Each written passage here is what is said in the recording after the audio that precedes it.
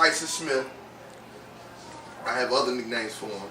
My name is Bill Samuels.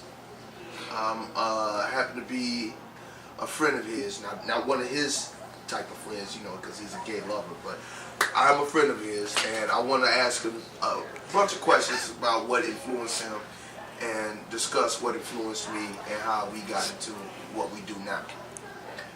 Who and what were your biggest influences? Okay, honestly, as growing up in the comedy, Eddie Murphy. I already know if I don't say. You gotta say it. You gotta say it. If I don't say You Richard should Pryor, say that you're gonna. You should have said that first. This is my interview, though. I understand. Richard Pryor, after the fact. Can I say that? Yes, you may. I love David Chappelle. Quite honestly, that was a big influence on Chappelle's comedy. good. A huge influence, honestly. So, okay, back on subject. Locally, honestly, some of the comedians who I always give credit I never thought about locally, but keep okay. on. Damon Williams gave me my first start when I was around 18, 19 years old and couldn't get into clubs. He's good. And, you know, he gave me an opportunity and chance. I'm not going to ever forget that. And Outriggers that was in River Oaks when it was back there. And I remember that. but you got the Cotton Club downtown. And this dude was just opening up doors for people to see me. You know, I decided to start going to rap music more.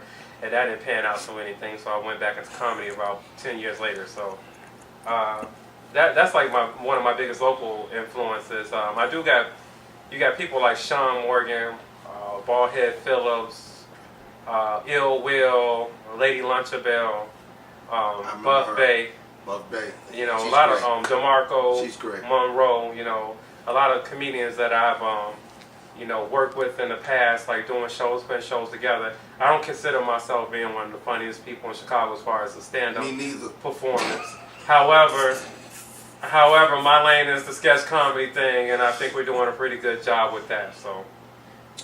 My influences were, I could say my father wasn't a big comedy guy. I know it's about you, but he turned me on like to Saturday Night Live, SCTV, and the Pythons, Monty Python's Flying Circus. The Pythons. Monty Python's Flying What the Circus. hell is the Pythons, man? The British guys. You're not up on them? That's like Samurai Sunday. Nobody knows. No, man. Monty Python's Flying Circus. The British gentlemen in Britain. You never watched them? No, I never watched that one. Okay, all right. Well, have you ever heard of the Marx Brothers? You grew up in Markham, right? Yes. What do you know about Britain or British people at all? It used to come on Channel 11 on PBS. Oh, it was free. That explains that. Cable didn't. It wasn't no cable back then. Right. I forgot you grew up in a time of black and white TVs and slavery and stuff like that. So you're a little But you know older what? than me. But you know what? I never really had any local, you know. Okay, influence. Right. Because I never did anything local. Locally. You know, it was Except just, for women. Right. Right. I did. That's about it. I did. Yep. Can you please get to the next question? What were some of your trials and tribulations that you probably thought maybe have gotten in the way? Marriages. How many? 3. How many? That's always gotten in the way. How many? Like 3, man. How old are you? How many? I'm 35 years old and I've been married like 3 times, so I'm getting it right That's this 4 time. times too many.